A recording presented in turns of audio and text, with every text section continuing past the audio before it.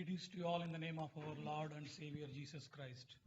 ప్రభువైన యేసుక్రీస్తు నామములో మీ అందరికీ శుభములు. प्रभु यीशु मसीह के नाम पे आप सभी लोगों को शुभकामनाएं. God has given us one more opportunity to come unto His presence so that we may pour our hearts before Him and worship Him in truth and spirit. మరి దేవుడు మరొకసారి తన యొక్క సన్నిధిలోనికి రావడానికి అవకాశం అనుగ్రహిస్తూ వచ్చాడు. తద్వారా మనము మన యొక్క ఆత్మతో సత్యంతో హృదయాంతరంగంలో నుండి ప్రభుని ఆరాధించడానికి परमेश्वर ने और एक मौका हमें दिया है कि उनकी उपस्थिति में, उनके प्रसन्न में आकर उनकी स्तुति बढ़ाई करें और उनकी उपासना करें. For the purpose of our meditation, shall we look into the scripture from John's Gospel, chapter 3, verse 16. మన యొక్క ధ్యానం కొరకై దయచేసి చూడండి యోహాను సువార్త 3వ అధ్యాయము 16వ వచనం. और इस दिन के लिए ध्यान वाक्य वचन के ध्यान के लिए आइए हम यूहन्ना का सुसमाचार की ओर जाते हैं. यूहन्ना का सुसमाचार 3 अध्याय का 16 पद. Shall we read all together, please? కలిసి చదువుకుందాం. सब लोग मिलकर पढ़ेंगे. For God so loved the world that He gave His only begotten Son, that whosoever believeth in Him दे दिया ताकि should जो not कोई perish इस पर but विश्वास have करे वह everlasting नष्ट life. न हो నశింపక परंतु నిత్య अनंत జీవం जीवन पाए. పొందినట్లు ఆయనను అనుగ్రహించెను. Shall we read one more portion from 1 John chapter 4, verse 8? ఇంకొక భాగం చదువుకుందామండి. మొదటి యోహాను రాసిన పత్రిక Chapter 4, verse 8. 4వ అధ్యాయము 8వ వచనం. और एक वचन को भी हम पढ़ेंगे. आइए पहला यूहन्ना की पत्री 4 अध्याय का 8 पद. Shall we read all together, please? కలిసి చదువుకుందాం. ये पद को भी सब लोग मिलकर पढ़ेंगे. He that loveth not knoweth not God, for God is love. परमेश्वर प्रेम है. ఎరగడు. For God is love. దేవుడు ప్రేమ స్వరూపి. क्योंकि परमेश्वर प्रेम है. So, what is the love of the Father? తండ్రి యొక్క ప్రేమ ఏమై ఉన్నది? परमेश्वर की प्रेम किस तरह का है How He loved us? ఏ రీతిగా దేవుడు మనల్ని ప్రేమించారు? और किस तरह उन्होंने हमारे प्रति प्रेम को बताया. To what extent God has loved us? ఎంత మరకు అంటే ఎంత మోతాదులో ప్రభు మనల్ని ప్రేమిస్తూ వచ్చారు? और किस हद तक उन्होंने हमसे प्रेम करते हुए आए. Out of His love, what He has done unto us. మరి ఆయన యొక్క ప్రేమలో మన కొరకు ఆయన ఏం చేస్తూ వచ్చారు? और उनके प्रेम के प्रति हमारे लिए वो किस तरह के कार्य किए. The God the Father who is for us in our lives. మరి ఆ తండ్రి అయిన దేవుడు మన జీవితాల్లో ఏమై ఉన్నాడు? और वो परमेश्वर पिता हमारे जीवन में क्या मायने रखते हैं. Then, keeping all this in mind and meditating, we shall worship Him according to these questions that we pose ourselves today's worship. కాబట్టి ఈ యొక్క ప్రశ్నలను ఒకసారి మనం వేసుకుంటూ మీ యొక్క వాక్యాలను ధ్యానించుకుని దాని వెలుగులో మనం ఆరాధిద్దాం. और ये प्रश्नों को हमारे मन में रखते हुए हम अपने आप को, अपने परमेश्वर के वचन को जो पढ़े हैं उसका ध्यान मनन करेंगे. Shall we pray unto Him so that He may lead us and speak to us from the throne of grace? దేవుడు తన కృపా సింహాసనం నుండి మాట్లాడడానికి ప్రార్థనలో ప్రవేశిద్దాం. परमेश्वर उनकी महिमा की सिंहासन से हमें बात करे, ऐसा ये प्रार्थना के और में प्रार्थना से उनके और में देखते हैं. Loving Heavenly Gracious Father, thank Thee, praise Thee, worship Thee for Thy great love that You have shown unto us. But Father, because of Thy life, because of Thy love, so far that You have shown unto us, and we have not perished, but we have life through Thee and through Thy Son. Speak to us from the throne of grace. This word may be our Father, may go and sink into our hearts, so that every time we may remember Thy love, the supreme sacrifice that You have done unto us and shown unto us, and also, Father, leading and guiding. Unworthy servant, I am standing. And brethren, Father, we all may speak one accord, so that Thy name may be glorified. Help us, our Father, to meditate Thy word, and given Thy divine understanding, so that we may proclaim Thy word to glorify Thy name. And also, our Father, we may, our Father, magnify and pour our heart before Thee. All the instrument that is helping, and also, our Father, the internet may be kept under control, and therefore there won't be any interruptions. Committing all these things, loving care, giving glory, praise and honor. In Jesus' precious name we pray. Amen.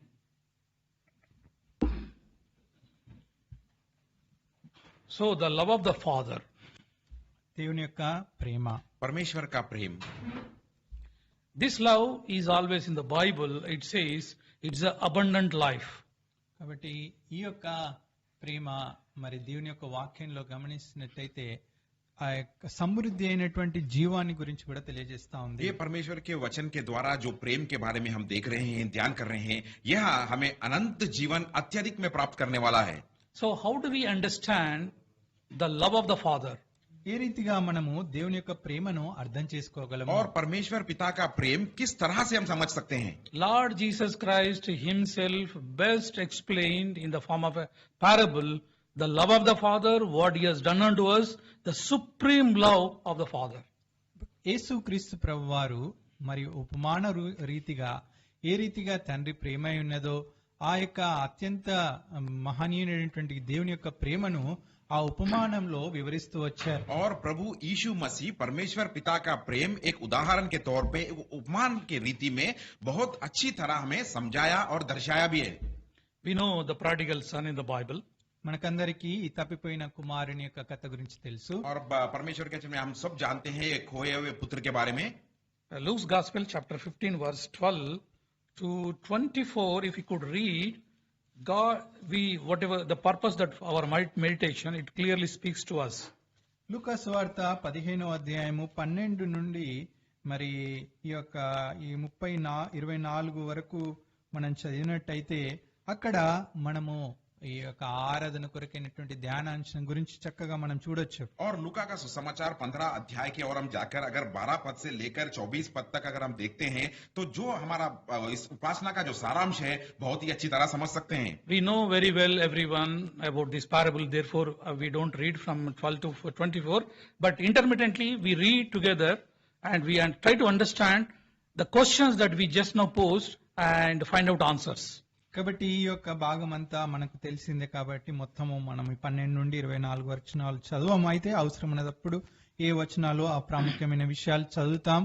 అంతేకాకుండా ఏవైతే మనం ఆ ప్రశ్నలు ముందుగా చూస్తూ వచ్చామో ఆ ప్రశ్నలను మనము వాటి జవాబులను ఎరుగుతూ మనము ధ్యానిస్తూ వెళ్దాం. और ये वचन को हम अच्छी तरह जानते हैं, इस भाग को भी हम अच्छी तरह जानते हैं. हम पढ़ेंगे नहीं पूरे 12 से लेकर 24 तक. जब भी कोई आवश्यकता हो तो उस वचन के और जाकर हम पढ़ेंगे और हमारे जो उपासना की जो सारांश है इसके बारे में जो प्रश्न हम पहले डाल चुके हैं उसके बारे में भी हम ध्यान करेंगे. Luke's Gospel chapter 15 verse 12, it is the introductory second portion of the introductory about the prodigal son. First of all, he had gone into the father and asked whatever that he wanted to give his portion. So if you wanted to understand, this is truly reflects you and I in this world. ఈ యొక్క 12వ వచనం లూకా సువార్త 15:12లో మొదటి భాగంలో మనం గమనించినట్టయితే ఈ యొక్క చిన్న కుమారుడు తండ్రి యొద్దకు వెళ్లి మరి తనకు రావాల్సినటువంటి భాగాన్ని ఇవ్వమని కోరుతూ వచ్చాడు. ఈ యొక్క చిన్న కుమారుడు నిన్ను నన్ను పోలి ఉన్నాడు. और इस लूका का सुसमाचार 15 अध्याय के 12 पद में उड़ाई पुत्र के बारे में उसके थोड़े सारांश बातें हम देखते हैं, उसकी जानकारी हमें देती है. और यहाँ पर वह अपने पिता के पास जाकर अपनी जायदाद के मांग रहा है. इस उड़ाई पुत्र जो छोटा पुत्र था यह हमारे जीवन को भी दर्शाता है. Here we can see the love of the Father in 5 categories.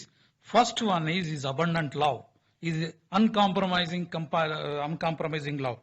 కాబట్టి ఈ యొక్క భాగంలో గమనించినట్టయితే తండ్రి యొక్క ప్రేమ 5 ప్రేమ మనం చూడొచ్చు. ఆయన యొక్క ప్రేమ మరి సమృద్ధి అయినటువంటి ప్రేమగా ఉన్నది. అది ఎలాంటి మరి వల్లమాలిన ప్రేమ. यहाँ पर हम देख रहे हैं उस पिता का जो महान प्रेम जो 5 दशाओं में हमें दर्शा रहा है. जो प्रेम जो अनंत प्रेम से जिस तरह उन्होंने प्रेम किया उसे. Secondly is a love of patience, and this is a handful of love. రెండవది ఆయన ప్రేమ దీర్ఘశాంతంతో కూడా ఉన్నది. అది మరి మనకు సరిపోయినటువంటి ప్రేమగా ఉన్నది. और दूसरे भाग में हम देखते हैं दूसरी बात है उनकी महान शांतिपूर्ण प्रेम के बारे में जो हर चीज के लिए वह बहुत ही काफी और बस है. Third one is unconditional love, the compassionate love. కాబట్టి మూడవది అది షరతులు లేనటువంటి ప్రేమ. और तीसरी बात हम देखते हैं बिना कोई शर्त रखी गई सो प्रेम. Fourth one is protection and restoration of love. మరి నాలుగవది కాపాడేది అంతేకాకుండా సమకూర్చేటటువంటి ప్రేమ. और चौथा हम देखते हैं दोबारा हमें स्थापित करने वाला प्रेम के बारे में. The fifth one, last one is the eternal providence, providential care of love.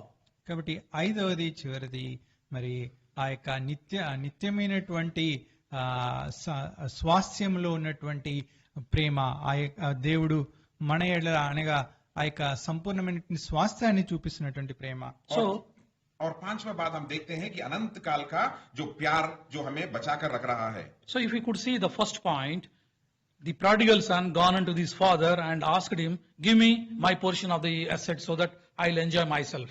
కాబట్టి మొట్టమొదటి భాగం మనం గమనించినట్టయితే ఈ చిన్న కుమారుడు తండ్రి వద్దకు వెళ్లి నాస్తిలో వచ్చు భాగం నాకిమ్మని అడుగుతూ వచ్చాడు. తద్వారా నేను నాస్తిని నేను అనుభవిస్తాను అని చెప్తూ వచ్చాడు. और अब देख रहे हैं यहाँ पर उस छोटा पुत्र उस पिता का छोटा पुत्र उसके पास जाकर कह रहा है कि पिता के पास जाकर मेरा भाग जो है मुझे दे दो ताकि इस भाग को मैं लेके जाकर अपनी जिंदगी अपनी तरह से जीऊं कहकर. In the Old Testament days, the father's inheritance will pass on to the son only the father dies.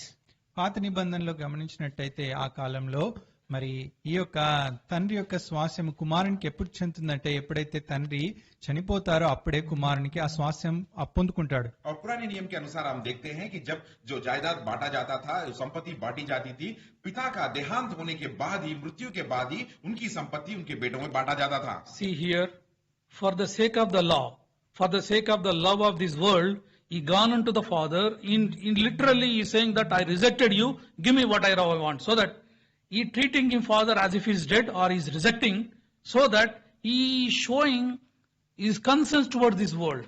కాబట్టి ఈ చిన్న కుమారుడు ఏం చేస్తూ వచ్చాడు, ఇప్పుడు వెళ్లి తన యొక్క ఆస్తిని భాగాన్ని ఇవ్వమనడం ఆయన ఏం చూపిస్తూ వచ్చాడంటే ఇంకా తండ్రి చనిపోయాడు, ఇంకా తండ్రి లేడు అన్నటువంటి స్థితిలో తండ్రిని తృణీకరిస్తూ లోకాన్ని ప్రేమిస్తూ లోకము యొక్క మరి ఆ దాని కొరకై ఆ యొక్క భోగముల కొరకై తండ్రిని నిరాకరిస్తూ వచ్చాడు. देखिए इस छोटे से पुत्र का व्यवहार किस तरह है. वो अपने पिता के पास जाकर उस संपत्ति को मांग रहा है. संसार के प्रेम के प्रति, संसार की लगाव के प्रति वो जब जीवित पिता के पास जाकर अभी मुझे तुम चाहिए नहीं, उसे ठुकरा कर मृत्यु के समान देखकर संसार की आशाओं को पूरा करने के लिए वह उसकी जायदाद को मांग रहा है. The prodigal son showing is he wanted to independent out of the father. I don't need you. Whatever you provided, whatever you earn, I would like to enjoy, but I don't want you. Your property, your assets, everything that you gained for me or secured for me, I wanted to enjoy without your presence and without your intervention, so that he wanted an independence, he wanted to lavish life, he wanted to self-exaltation, everything, so that he is completely rejecting the father. This is nothing but reflecting you and I in this world. కాబట్టి ఈ చిన్న కుమారుడు చేసింది ఏంటి, ఆయన తండ్రి యొద్దకు వెళ్ళి నీ ఆస్తి నాకు కావాలి, నీ యొక్క అంతస్తులు నాకు కావాలి, నీవు సంపాదించినంత నాకేదైతే చెందుతుందో నాకు కావాలి, కానీ నువ్వు నాకు అవసరం లేదు, నీ యొక్క మరి అధికారం కానీ నీ యొక్క మరి పెద్దరికం కానీ నా జీవితంలో నాకు ఏమాత్రం అవసరం లేదు అనేటువంటి స్థితిలో తను తండ్రిని తృణీకరిస్తూ లోకాన్ని ప్రేమిస్తూ ఉన్నాడు. అదే మన జీవితంలో నిన్ను నన్ను ఈ యొక్క చిన్న కుమారునితో మనం పోల్చుకోవచ్చు.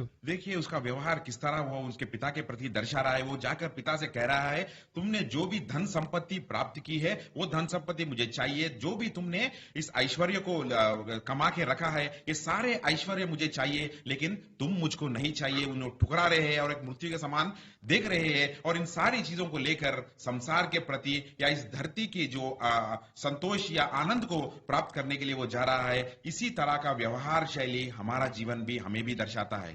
So father has not rejected, not said no, and he has given whatever the portion that is comes to him.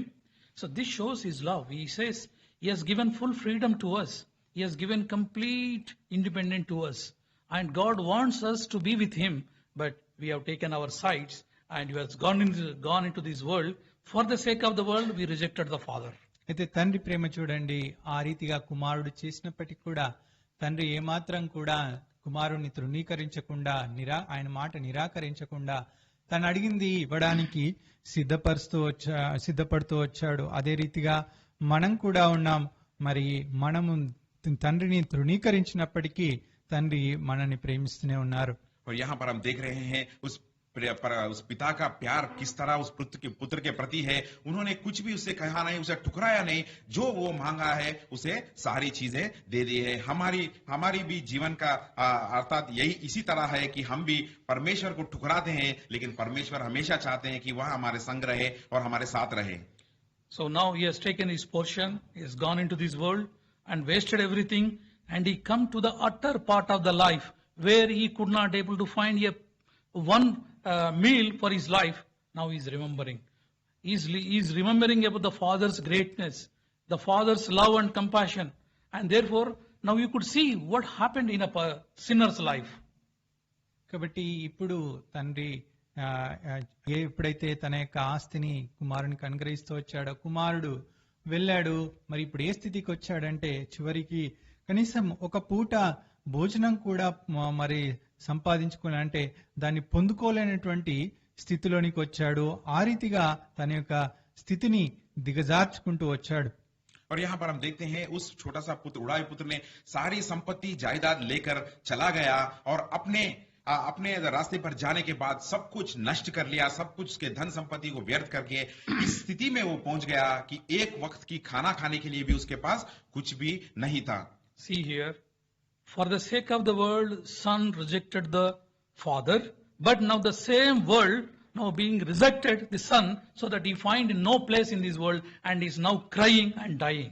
కాబట్టి ఏ లోకం కొరకు మరి ఆ యొక్క కుమారుడు తండ్రిని తృణీకరించి వెళ్ళిపోతూ వచ్చాడో ఇప్పుడు ఆ యొక్క లోకము మరి కుమారునికి కనీసము ఒక పూట భోజనం కూడా ఇయ్యలేనటువంటి స్థితిలోకి వచ్చి ఆ కుమారుణ్ణి తృణీకరిస్తూ వచ్చింది, వాడిని నిరాకరిస్తూ వచ్చింది. जो व्यक्ति संसार के लिए सारे पिता को और उसके प्यार को टुकरा कर चला गया था, आज इस तरह की परिस्थिति उसके जीवन में आ गया कि उस संसार भी उसे ठुकरा दिया और एक वक्त की रोटी भी उसे कहीं से संसार के ओर से नहीं मिल पाया.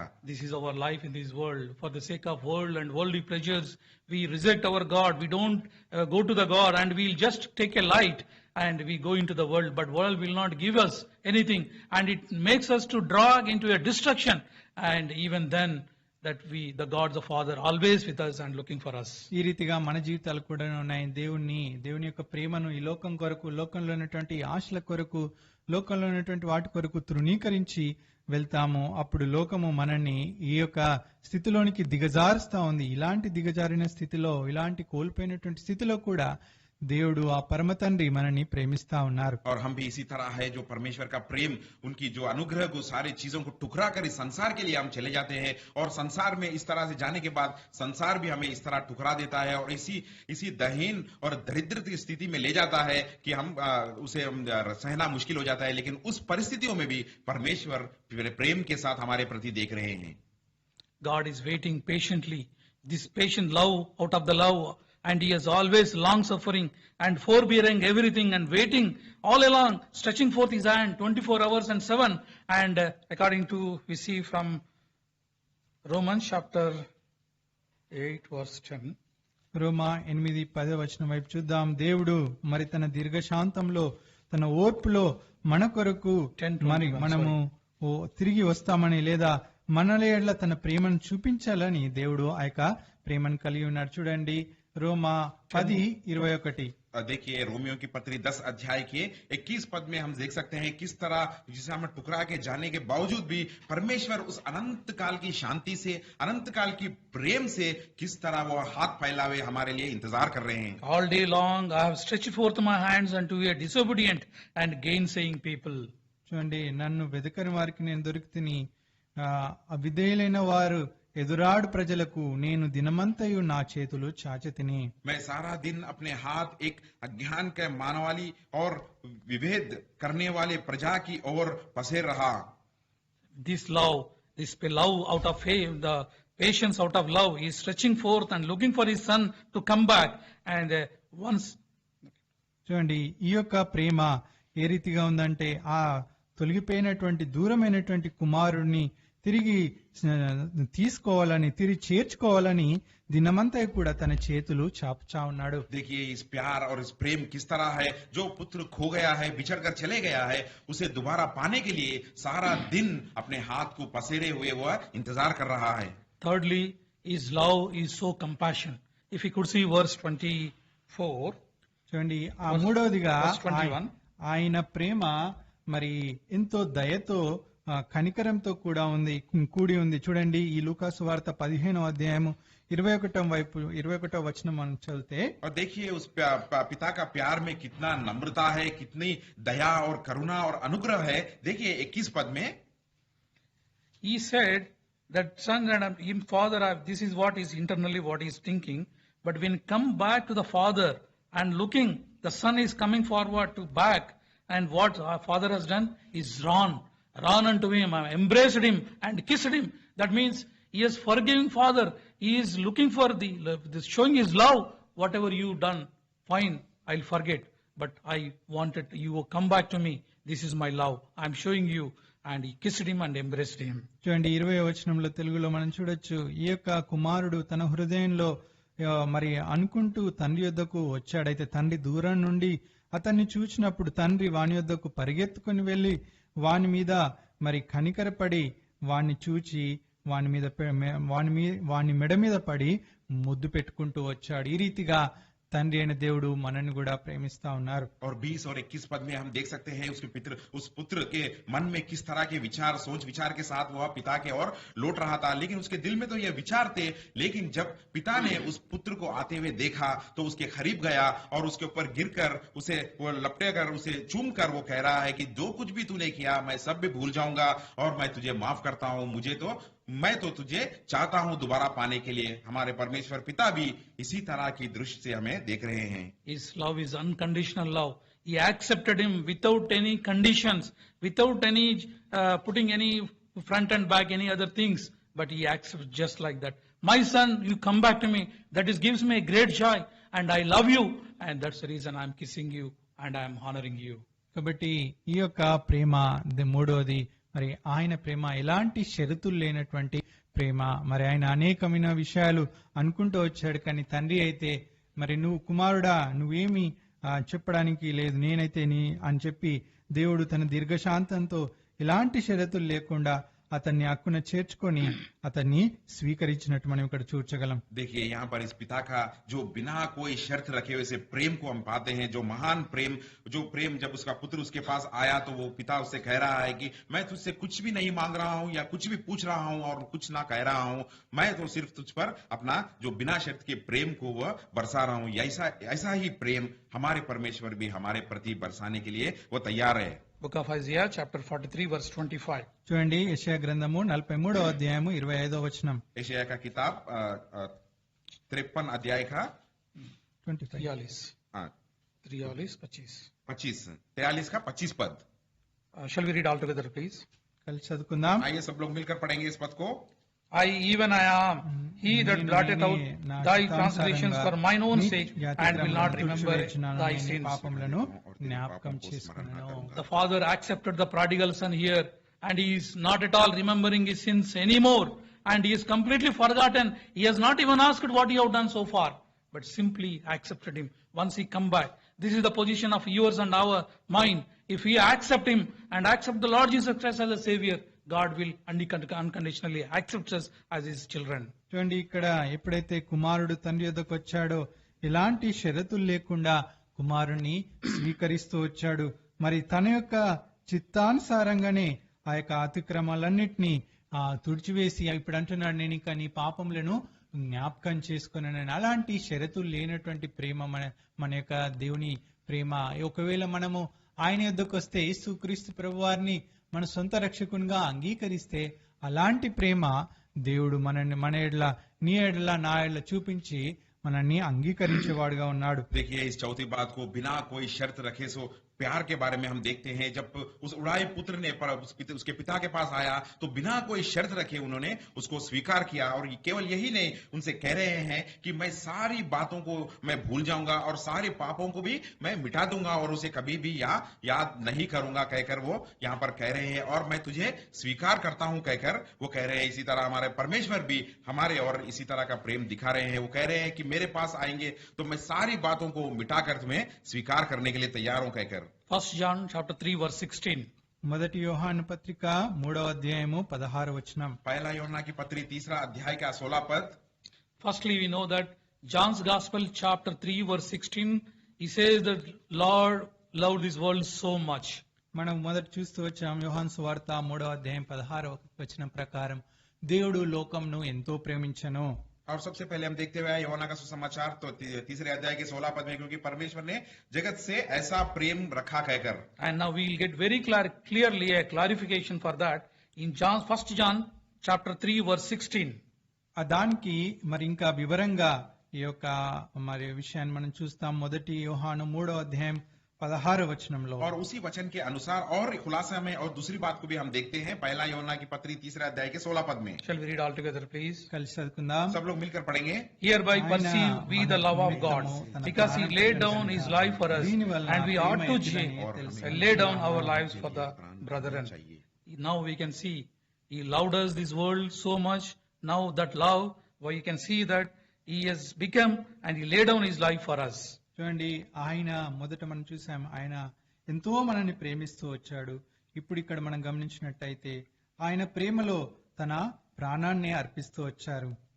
यहाँ पर पहले हम देखते हुए उस जगह से परमेश्वर ने बहुत ही प्रेम दर्शाया है और इस पद में हम देखते हैं उस प्रेम इस तरह था कि उस प्रेम के प्रति उन्होंने अपनी जान दे दी। And how this love was manifested? ఈ రీతిగా ఈ యొక్క ప్రేమను దేవుడు వెల్లడిపరుస్తూ వచ్చారు. और परमेश्वर इस प्रेम को किस तरह हमें दर्शाया? 1 John chapter 4 verse 9 and 10. మొదటి యోహాను 4వ అధ్యాయము 9-10 వచనాలు. और ये बात हम देख सकते हैं पहला यूहन्ना की पत्री 4 अध्याय का 9 और 10 पद में। In this was manifested the love of God towards us, because that God sent his only begotten Son into the world that we might live through him. Herein is love, not that we loved God, but that he loved us and sent his Son to be the propitiation of our sins. So this is the love that God has shown through his Son, Lord Jesus Christ, to the propitiation of our sin, who sent him at the cross of Calvary and redeemed us by shedding his precious blood. Therefore, that love that shown to us now, we have given every power and authority. కాబట్టి ఇక్కడ మనం దేవుని యొక్క ప్రేమ ఏ రీతిగా వెల్లడిపరుస్తూ వచ్చారో, ఏ రీతిగా ప్రత్యక్షపరుస్తూ వచ్చారో చూడొచ్చు. దీని వలన దేవుడు మన యందు ఉంచినటువంటి ప్రేమను మనం తెలుసుకుంటా ఉన్నాం. ఆయన మన పాపముల కొరకై ప్రాయశ్చిత్తమై ఉండుటకు తన కుమారుని పంపుతూ వచ్చాడు. ఈ రీతిగా దేవుడు తన ప్రేమను వెల్లడిపరుస్తూ और వచ్చాడు. यहाँ पर हम देखते हैं परमेश्वर ने किस तरह से उनकी प्रेम को प्रकट किया है। उनके प्रेम के द्वारा परमेश्वर ने इस तरह से प्रेम किया कि उनके एकलौते पुत्र को हमारे पापों की प्रायश्चित के लिए उनके पुत्र को इस धरती पर भेजा। और हम देख सकते हैं किस तरह उन्होंने उनका प्रेम को हमारे प्रति प्रकट किया। We have seen the love of the Father. మనము దేవుని యొక్క ప్రేమను గురించి చూస్తూ వచ్చాం. हम परमेश्वर का प्रेम किस तरह से है वो देखें। We have seen the abundant love of the Father. దేవుని యొక్క సమృద్ధి అయినటువంటి ప్రేమను చూస్తూ వచ్చాం. और महान परमेश्वर के प्रेम के बारे में भी हम देखें। We have seen the love of the Father who has a patience. ఆ యొక్క దేవుని ప్రేమలో ఉన్నటువంటి దీర్ఘశాంతాన్ని కూడా, ఆ యొక్క ఓర్పును కూడా చూస్తూ వచ్చాం. और परमेश्वर के प्रेम में किस तरह की महान शांति और समाधान और धीरज है वो भी हम देखें। We have seen the compassionate love of the Father and also the unconditional love of the Father. దేవుని యొక్క కనికరంతో కూడినటువంటి షరతులు లేనటువంటి ప్రేమ గురించి చూస్తూ వచ్చాం. और परमेश्वर का प्रेम जो बिना शर्त के हमारे प्रति दर्शाया गया वो प्रेम के बारे में हम देखें। We have seen what God has done unto us to bring back and restore him, and we'll see the restoration part bit more now. కాబట్టి ఆ యొక్క దేవుని ప్రేమలో ఏ రీతిగా మనని తిరిగి సమకూరుస్తూ వచ్చారో ఆ యొక్క సమకూర్చేటువంటి ప్రేమ గురించి ఇంకా అధికంగా మనం చూద్దాం. और परमेश्वर के प्रेम में दोबारा किस तरह से उन्होंने हमें पुनर्स्थापित किया है उसके बारे में भी हम देखेंगे। Now verse 22, Luke's Gospel chapter 15 verse 22. చూడండి, లూకా సువార్త 15వ అధ్యాయం 22వ వచనం. लूका का सुसमाचार 15 अध्याय का 22 पद की ओर जाते हैं।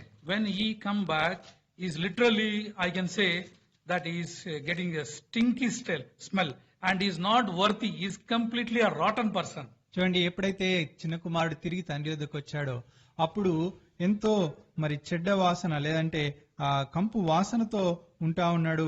ఆ యొక్క తండ్రి వద్దకు రావడానికి ఎలాంటి अर्हत गानी योग्यता गानी लेदु। और ये बात को हम देख सकते हैं कि जब उस उड़ाई पुत्र, उस छोटा पुत्र दोबारा उसके पिता के पास जब लौट आया था, तो शायद हम ये सोच सकते हैं कि किस तरह की गंदी बदबू उससे हो सकती है। What he has done, first thing is his restoration part, first restoration.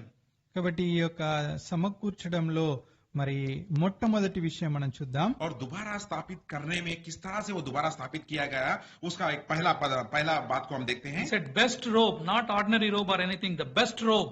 కాబట్టి అక్కడ చెప్పారు ప్రశస్త వస్త్రము, మామూలు వస్త్రం కాదండి, ప్రశస్త వస్త్రము అని చెప్పారు। और यहाँ पर हम देखते हैं उससे वो कह रहे हैं कि अच्छे से अच्छा वस्त्र। This verse, the best robe is nothing but this is the robe for the Roman soldiers cast at the Lord at the cross of Calvary. That robe is a precious robe, a robe of righteousness. కాబట్టి ఈ యొక్క ప్రశస్త వస్త్రము ఆ యొక్క రోమా సైనికులు దేవుని యొక్క వస్త్రాన్ని మరి పంచుకుంటూ వచ్చారు। మరి ఆ యొక్క వస్త్రాన్ని చూపిస్తూ ఆ యొక్క నీతి వస్త్రాన్ని తెలియజేస్తా ఉంది. और ये अच्छा से अच्छा वस्त्र जो उस रोमियो के सैनिकों ने प्रभु यीशु मसीह से उतार लिया था, और ये अच्छा वस्त्र एक धार्मिकता को हमें दर्शा रहा है. This robe of righteousness, the precious robe, the best robe, not our own, but this is the word, this is the robe which is the garment which is given by us, given by Lord Jesus Christ to us for the propitiation of our sins. కాబట్టి ఈ యొక్క వస్త్రము, ఈ యొక్క నీతి వస్త్రము మన ద్వారా కలిగింది కాదు. ఇది దేవుని వలన మనకు ఇవ్వబడుతూ వచ్చింది. ఇది ఈ రీతిగా దేవుడు మన పాపముల కొరకై ప్రాయశ్చిత్తం చేస్తూ వచ్చారు. ये अच्छा सा वस्त्र जो हम अपने आप से पा नहीं सके, लेकिन ये उनकी धार्मिकता के द्वारा ही हमें दिया गया और उनके द्वारा ही हमें प्राप्त हुआ. Book of Isaiah chapter 61 verse 3. చూడండి, యెషయా గ్రంథము 61వ అధ్యాయము 3వ వచనం. यशायाह का किताब 61 अध्याय का 3रा पद. To point unto them that mourn in joy, to give unto them beauty for ashes, the oil of joy for mourning, the garment of praise for his spirit of heaviness, that they might be called free of righteousness, the planning of the Lord, that might be glorified. He has given garment of praise and spirit of heaviness. చూడండి, ఆయన ఉల్లాస వస్త్రములు అనుగ్రహిస్తూ వచ్చారు. అంతేకాకుండా ఆ యొక్క మరి భారభరితమైన ఆత్మకు ప్రతిగా స్తుతి వస్త్రాన్ని అనుగ్రహిస్తూ వచ్చారు. देखिए यहाँ पर कहा गया कि धार्मिक वहां पर उन वस्तुओं ने या वस्त्र उन्होंने यहोवा के लिए हमें दिया है, जिससे हम उनकी महिमा प्रकट हो. Now finally what he has done, verse 10, what he has, we could see clearly. 10వ వచనంలో ఆయన ఏం చేస్తూ వచ్చారో आइए 10 पद में देखिए यहाँ पर उन्होंने क्या. Book of Isaiah chapter 61 verse 10. యెషయా 61:10. यशायाह का किताब 61 अध्याय का 10 पद. Shall we read all together, please? కలిసి చదువుకుందాం. आइए सब लोग मिलकर पढ़ेंगे. I will greatly rejoice in thee, Lord. My soul shall be joyful in my God. For he hath clothed me with the garment of salvation. He hath covered me with the robe of righteousness. ధరింపజేసి ఉన్నాడు. This is the robe of righteousness, a garment of salvation. Though we sinned, but God has saved us, and he has given his robe of the salvation and also righteousness. కాబట్టి ఇక్కడ మనం చూడొచ్చు, దేవుడు తన రక్షణ వస్త్రములతో మనల్ని అలంకరిస్తూ వచ్చారు. మనం పాపంలో ఉన్నప్పటికీ ఆ యొక్క పాపం నుండి ప్రభువు విడిపించి రక్షించి ఆ యొక్క రక్షణ వస్త్రాన్ని, ఆ యొక్క నీతి వస్త్రాన్ని దేవుడు మనకు ధరింపజేస్తూ వచ్చారు. यहाँ पर हम देख रहे हैं उस उद्धार का वस्त्र, उस धार्मिक का वस्त्र परमेश्वर ने हमें दिया है. हमारे पापों से हमें छुटकारा देकर, हमारे पापों से हमें वह अलग कर इस उद्धार का और धार्मिक के वस्त्र हमें पहनाया. The second step of restoration is given as a ring. Ring represents power and authority. కాబట్టి ఈ యొక్క సమకూర్చటంలో దేవుడు చేసినటువంటి, ఆ తండ్రి చేసినటువంటి రెండవది ఆ యొక్క మరి ఉంగరాన్ని ఇచ్చాడు. ఈ యొక్క ఉంగరము మరి యొక్క అధికారాన్ని, శక్తిని తెలియజేస్తా ఉంది. और दूसरी बात हम यहाँ पर देखते हैं, उस पुत्र को दोबारा स्थापित करने के लिए उस पिता ने उसे एक अंगूठी पहनाया है, जो हमें दर्शाता है कि उसकी जो अधिकार के बारे में या उसकी शक्ति के बारे में. Though we were sons, but we lost that power and authority because of our sins.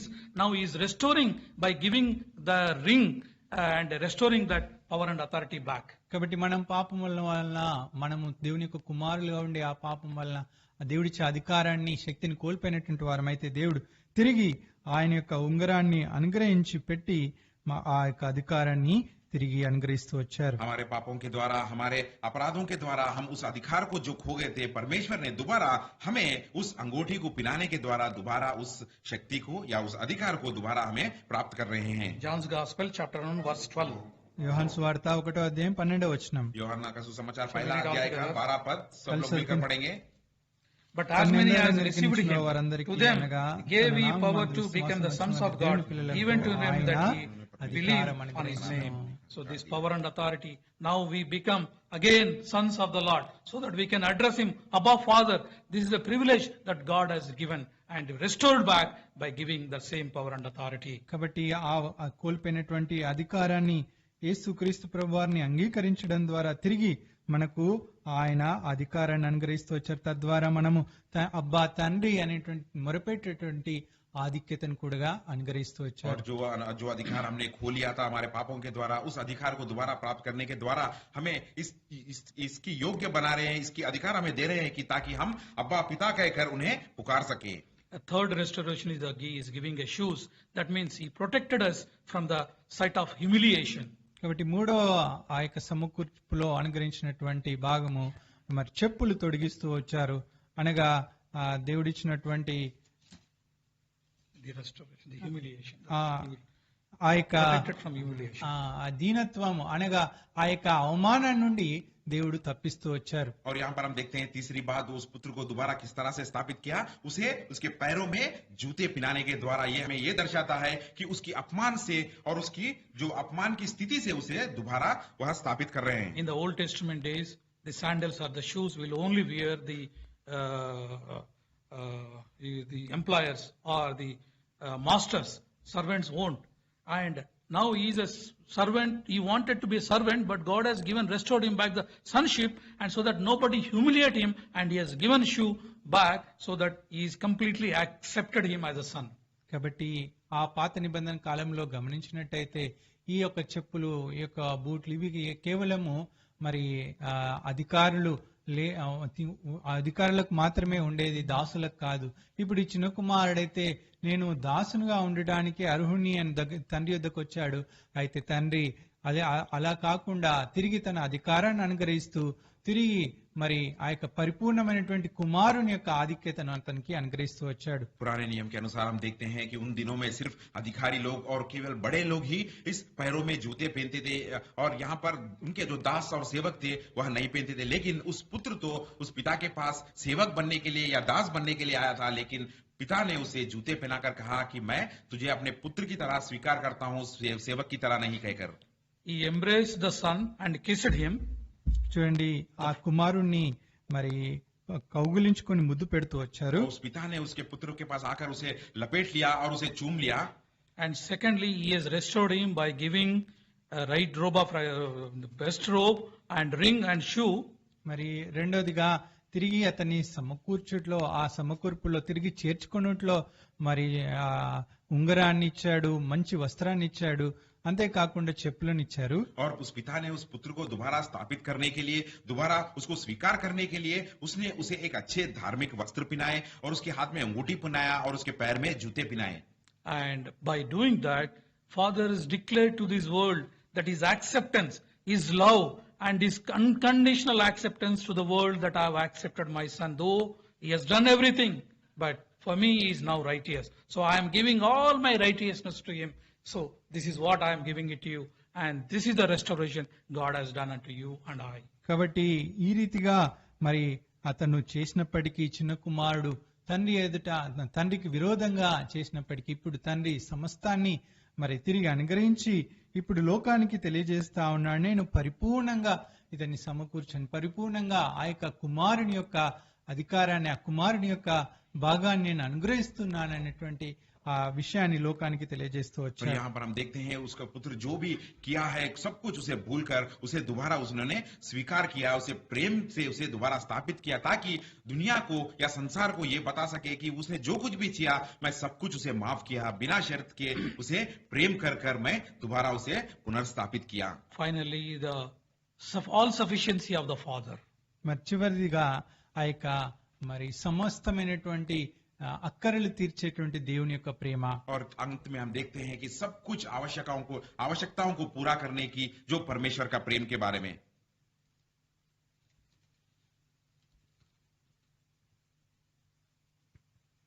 Verse 17.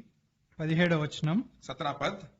When we come to the senses, he realized what is the sufficiency of the Father. చూడండి, ఎప్పుడైతే తనకు బుద్ధి వచ్చిందో కుమారుడు తండ్రి యొద్ద ఉన్నటువంటి సమృద్ధిని గురించి ఆలోచిస్తూ వచ్చాడు. और जब उसे अकल आया था तो उस समय में उसने सोचा कि उसके पिता के पास कितने सब कुछ महत्वपूर्ण रीति से था।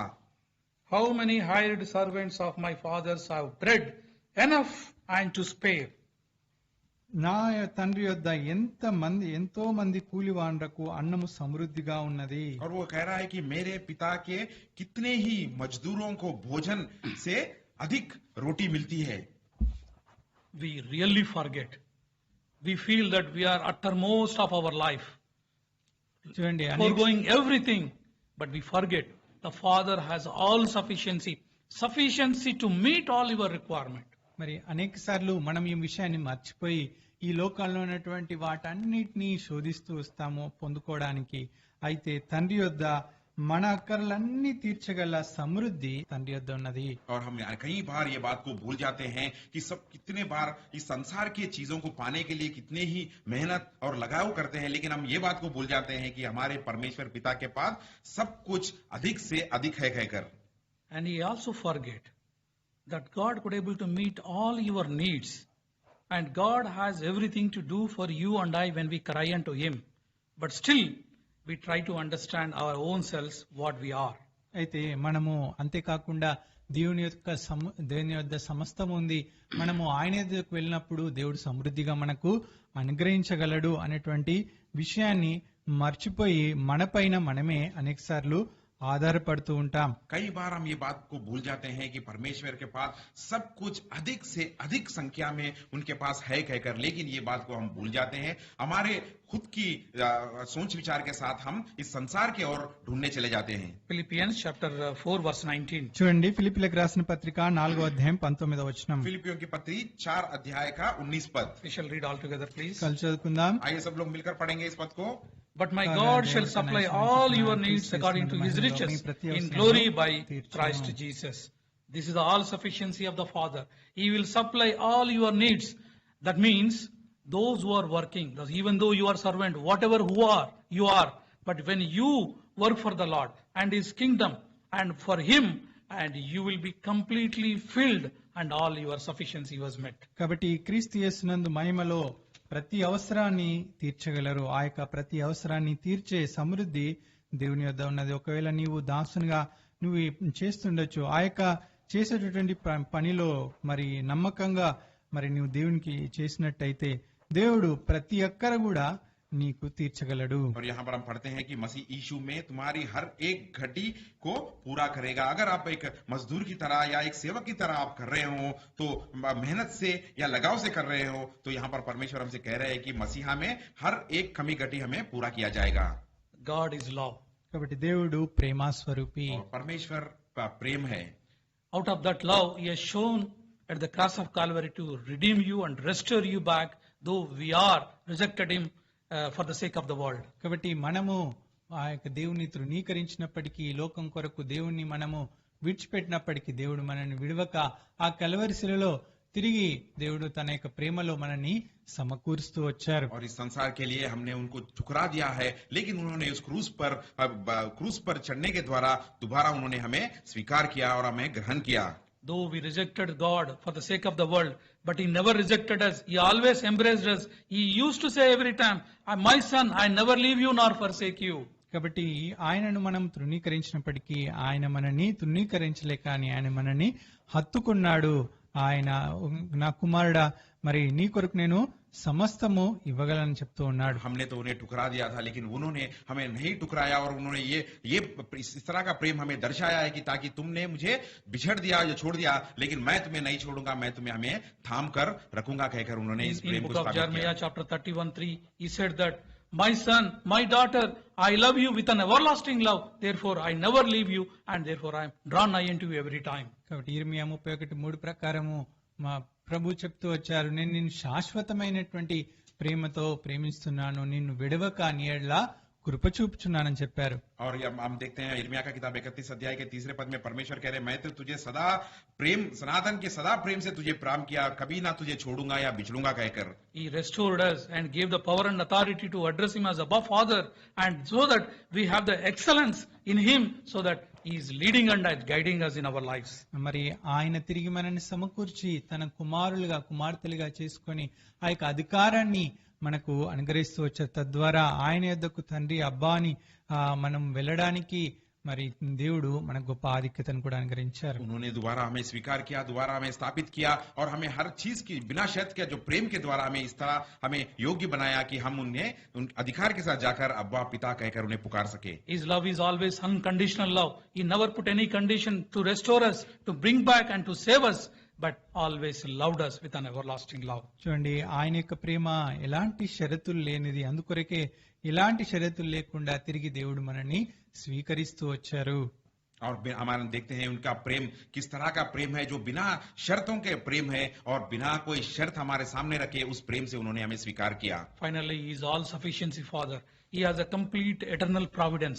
Through the eternal providence, He meet all our needs and necessities through Lord Jesus Christ. కాబట్టి ఆయన చివరిదిగా ఆయన సమృద్ధి కలిగినటువంటి దేవుడు. మరి క్రీస్తు యేసులో ఆయన యొక్క ఐశ్వర్యంలో మన యొక్క ప్రతి అవసరతను తీర్చగలవాడు. और हम देखते हैं उनके मसीहा में, उनके मसीहा के द्वारा हमारी हर एक कमी घटी को वह पूरा करेंगे, क्योंकि उनके पास अधिक से अधिक सामर्थ्य है. Remembering all these points, we shall pour our heart before Him in truth and spirit and worship Him. కాబట్టి ఈ విషయాలన్నింటిని జ్ఞాపకం చేసుకుంటూ ఆత్మతో సత్యంతో మన ప్రభుని మనము ఆరాధిస్తాం. इन सारी बातों को ध्यान में रखते हुए आत्मा से और आत्मा से सच्चाई से उनकी स्तुति और बड़ाई करेंगे.